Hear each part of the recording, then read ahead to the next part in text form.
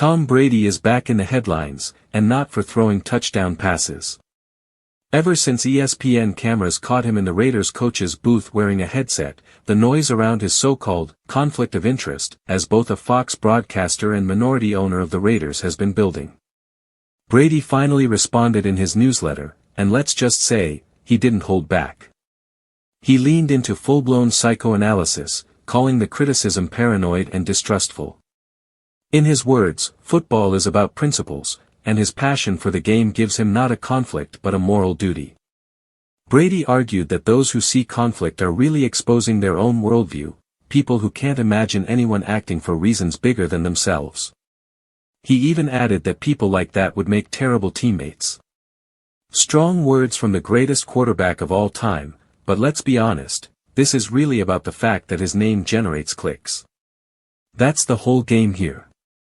Meanwhile, over in the world of college football media, Puck's John Ourand revealed that USC and Netflix floated a wild idea, putting a USC Notre Dame game on Netflix. With NBC, CBS, and Fox locked into contracts, the plan was dead on arrival. But the attempt tells you where this is all headed. One-off pay-per-view streaming for games isn't a matter of if, but when. And sports fans, as always, will be asked to pay. Baseball dropped its own big news this week, announcing that a balls and strikes challenge system is coming next season. Each team will get 2 per game, with only hitters, pitchers, and catchers allowed to call for them. Keep a challenge if you're right, lose it if you're wrong. It's a step forward, but 2 per game feels stingy considering how many missed calls we see. The timing was almost comical. Just hours earlier a breakdown revealed an umpire blew 25 ball strike calls in a single Brewers-Padres game. Shifting to another under-discussed sports issue, bars that can't figure out how to put the right games on TV. Dan Patrick's show producer Paul Pabst nailed it when he called this one of the most frustrating parts of the sports watching experience. His idea for an app that fixes it?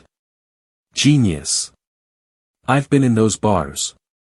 I've begged for the remote. Sometimes it works, sometimes you just get weird looks.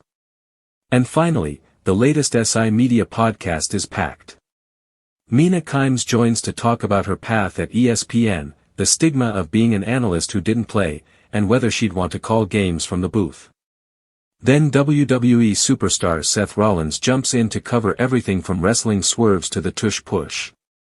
It all wraps with the Train of Thoughts segment, sports talk, bad beats, and even getting kicked out of a restaurant. A little bit of everything.